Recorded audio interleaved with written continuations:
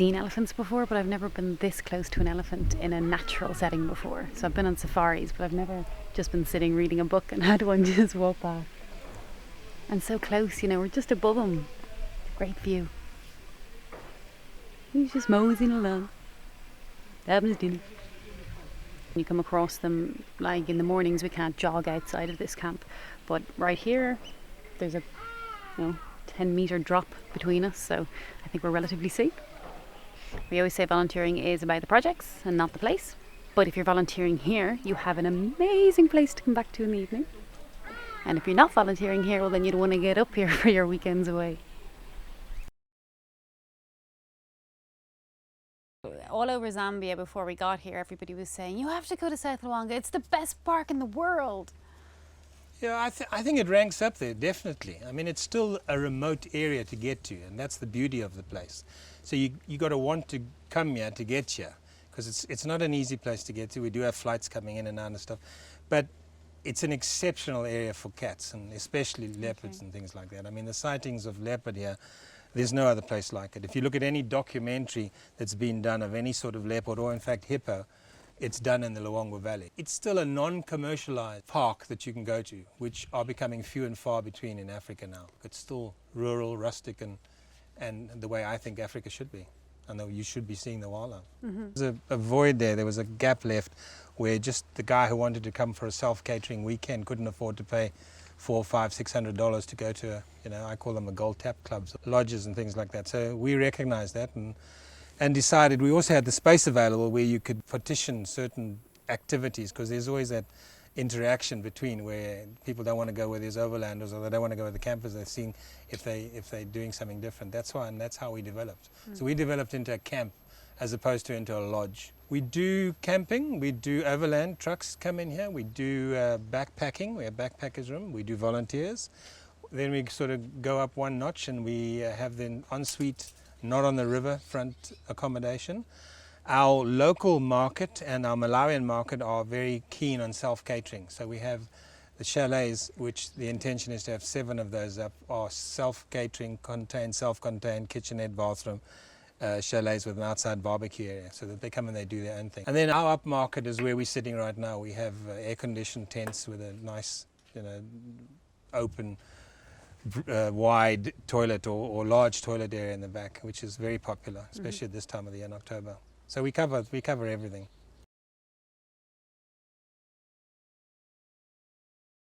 And what about Mfue? It's a buzzing metropolis. It's developed into a buzzing metropolis because the tourist industry has developed over the last 10 years, and primarily because what used to happen is all the institutions, training institutions that we had in Zambia, really didn't concentrate on the hotel catering industry. So there were no Zambians being trained in the hotel catering industry. We got chefs and stuff like that, but as far as guiding and hosting and stuff like that, we never had. So a lot of the lodges, early lodges, they were bringing in expatriates who had the expertise, so they were being used. But luckily over the last couple of years, I'd say about 10 years ago, sort of started changing, where local Zambians now are being qualified and getting qualifications through the examinations and stuff like that they had, that they could then start doing the guiding and hosting. And that generated income, because then they were getting a decent salary. And with that decent salary, your secondary industry started, and that started attracting people into Mfue. So that's how Mfue town and Mfue area is built. In 1974, we had like 165,000 people in the 6 chiefs we have in the area. It's now up to like 280,000 in that area. So it is developing rapidly. And there's a huge necessity for schools, clinics and things like that. Yeah. Without the community, without involvement of the chief, you'll have no wildlife. The community are the custodians of the wildlife in this area. If you don't get them on sides and make it aware to them that there's a value for having an elephant walking through your garden and eating a mango tree rather than shooting him and worrying about that later. That's the way it's developed here right now, is the chiefs. We have 6 chiefs in the area. They're very active and they're very pro anti-poaching work that goes on. Within themselves, they have village scouts. So they actually appoint their own people to do the patrolling and scouting that needs to be done. But is it not self-evident? Why do you need to educate people? Should they not just know that they need to conserve their wildlife? Is it self-evident if an elephant knocks down your house because it's going for your maize bag that it's inside there? Is it self-evident that the fact that you've slaughtered a cow and you were guarding the meat and somebody shot an elephant and you ran away and you ran into an elephant and there was an accident with this elephant? I don't think anything's self-evident. You have to be able to show people what the benefits are. So they have to be able to benefit from wildlife, and that's the only way that you'll ever conserve wildlife, is to put a value on its head. And that's the unfortunate part in ways. That's why you do get poaching and things like that, because that then becomes the value, whether it's ivory, whether it's bush meat and stuff like that. So to counter all of that, you say, right, we have a commodity here, which is wildlife, and we have a resource of it. We want to promote the tourism industry here and get people to come, and they are coming. Because why? Because it still has magnificent wildlife. It's still rural, it's still remote and stuff like that, and that's the attraction. And it's creating jobs, which is creating income, which is creating a future for many more people than there were 10 years ago living in this valley. And without the tourism development that we've had, and I've been here 39 years, I can guarantee you 5 years ago we never had the game population that we have in these areas right now along the riverfront. So how important is tourism to this community?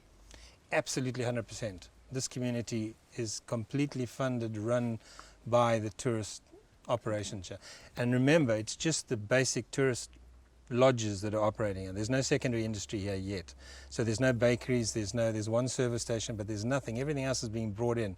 So the potential for it to develop a lot more is certainly there and create a lot more opportunities. One of the success stories for the wildlife in this area is the fact that there has been development here along the river. So there's more lodges started building and operating, which means there's more eyes out there and there's more people that are interested in conserving game, so they're protecting. Whereas in the old days you had vast tracts of nothing here. So there was a lot of poaching, there was a lot of dog poaching, snaring and stuff like that. I mean, in the last 4 or 5 years, the populations of game that we're getting now in this little area is incredible. And I've been here now nearly 39 years. I've lived in the valley here. So and I think it's twofold. One, as I said, South Luangwa Conservation Society, which is an NGO, anti-poaching operation, which helps and supports ZAWA, our wildlife division. And secondly is the number of lodges, a number of people that are actually now on site and in place here. So there's a lot more anti-poaching work being done just by a presence, by people being around and walking around normally, and staff and stuff like that. And that's what's creating this little sanctuary that we have around Mfui at the moment with wildlife. Is it up to the clients then to preserve the park? The clients have to pay for it? No, I don't think it's up to the clients, but I think it's an obligation that I think the clients should be willing to do to keep the wildlife the way it is and to protect wildlife. It's a right that you pay to be able to come to places and keep these places so that they'll always be like that. I mean, it happens all over the world, whether it's a gate entry fee or whether it's a levy that you put on a park night or whether it's whatever it is. It's that privilege that you have being allowed to come here and experience the wildlife the way it is.